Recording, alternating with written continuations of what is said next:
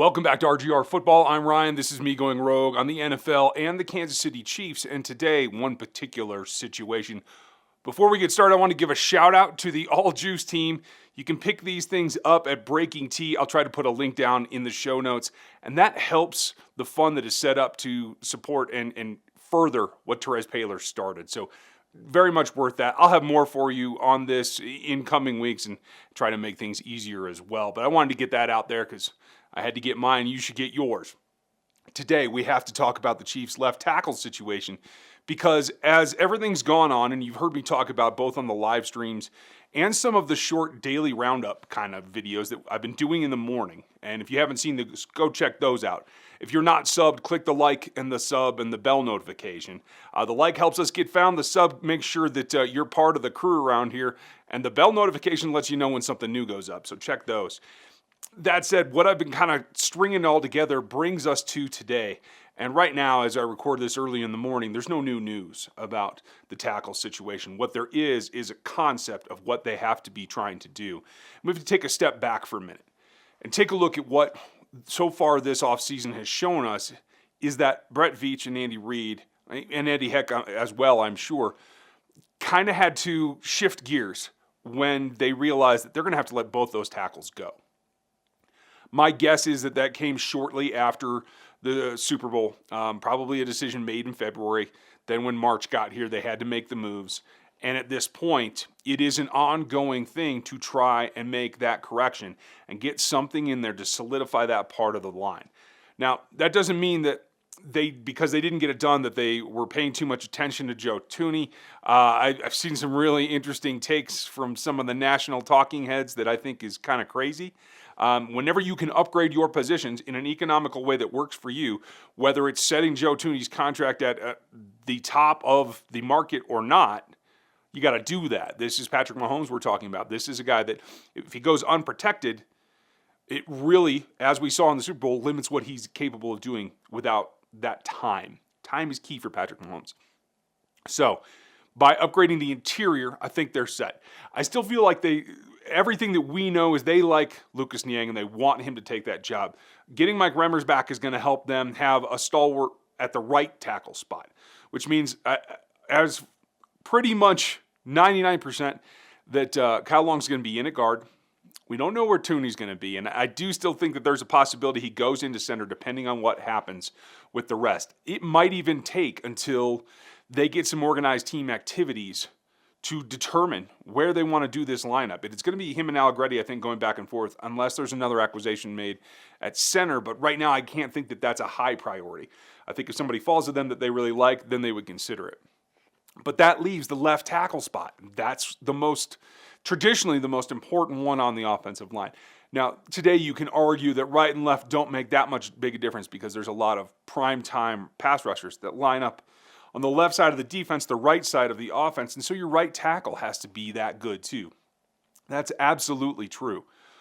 But at the end of the day, the backside, the guy who already runs a bit more than you'd probably like in Patrick Mahomes, having his backside compromised only makes that worse. Makes the leaving good pockets worse. Makes the leaving phantom pressure into changing his decision making. So you got to shore that up. And as we stand here now, there's basically three paths going forward. And I'm going to run them down in my concepts of where each of them are and what I think we'll actually do. And first is, obviously, we're in free agency. This is the hot time of year to make an acquisition of someone who's been in the league and already has experience. And that's a great idea. The options are getting limited. You have older guys across the board are really the only options that I think can help. You could bring in somebody young in free agency, but they're out there for a reason if they're that young. I don't think they can upgrade, other than the fact that you have basically no one but Yasser Durant at this point that you can probably put in there and feel like he's got some experience. You could make the argument about Rankin. We're going to set those guys aside because while they're serviceable, they're plug-in if no one else can play. I think you have to try to find an upgrade over them, and I don't know that there's many young guys out there in free agency that you can do that. It comes down right now for me, sitting here today, a little bit over a week into free agency, it comes down to Alejandro Villanueva, formerly of the Steelers, and Russell Okung, formerly of everywhere. And at the end of the day, while they both have a lot of experience, I feel like the fits and the competency are different. I don't know that Okung can stay healthy. That's a big concern, especially if you have to apply a stopgap as a year-long stopgap. You have to be concerned about that. And quite frankly, I'm not sure that the athleticism that some of his game was based on is still there. Then you get Villanueva, who I think can step in, I think is the better of the two options. But then again, I don't think you're going to get him out on screens. You're not going to get him moving outside the pocket. And some of the best plays that Eric Fisher made last year were down the field. Some of the things that stand out in your memory of the big plays were down the field. I don't think you can get that from Alejandro Villanueva. I could be wrong. I would love to be wrong. I just don't see it at the moment. So that is option A over here, like as not a top priority. I'm not trying to say ABC. I'm saying that is one way to do it. The other way is to go straight into the draft and really do your best, whether that means draft capital to move up into the 20s. I don't know that they can spend enough to get into the teens and still get things done that they need to get done in this draft. So I think that might be a long shot.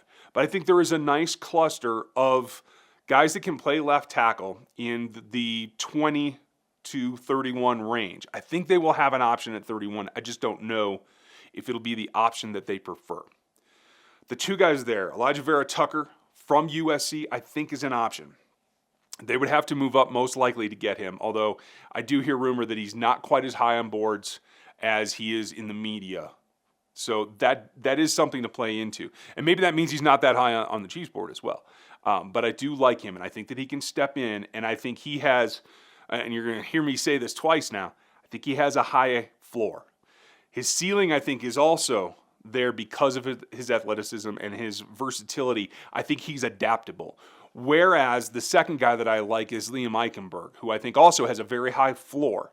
I think he's able to step in there and do some things. Does he get off balance and overextend against speed sometimes? Yes. I've seen that on film, and I think others have pointed that out as well. But that's one aspect. I think the floor is what's key. He doesn't have the upside of AVT, but he does have the floor that I think he could come in, and especially playing for a quarterback that was known to scramble in college, I think he could step into what the concepts are for this offense and be able to function. I think he is somebody who should be there at 31, maybe slightly higher if you're really concerned about it. Maybe you jump up a couple spots. We've seen Brett Veach make some big leaps. Maybe a smaller one could get that done. And I think that those two guys in particular are where I would look in the draft. And then the third one is to try to just see what happens. Maybe you try to go with one of your younger guys. If they have an off season where they can do OTAs and the whole 9 yards, maybe you can actually coach some guys up this year and make some improvements. I just don't think that they can bet on that. So right now, I think at the end of the day, they should probably approach it the same way they approached the right tackle spot, and that is sign a veteran and draft someone that you feel can step in sooner rather than later. Then you're not relying on it. The question is, do those contracts work? Do the team fit work? All that kind of stuff. I think that does have to be worked out, and I think that the locker room issues that Villanueva had in Pittsburgh, they are something the team has to think about. I don't know if they would apply here in Kansas City or not. So those are the two paths and where we stand right now today. But this is, I think, the highest priority, higher than the receiver position on the offense right now.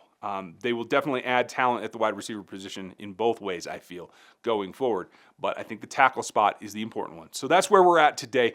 I appreciate you guys spending some time. Click the like and the bell and the sub as well. I just did that wrong, but it's fun. So I hope that you guys are enjoying this. Dan's going to have some film for you tomorrow.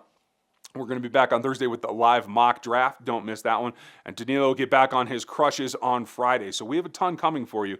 As the Chiefs start to add little bits and pieces, we'll talk about that going forward as well. So you guys have a great day. Thanks for watching. We'll catch you next time. Thanks for watching this video from the team at RGR Football.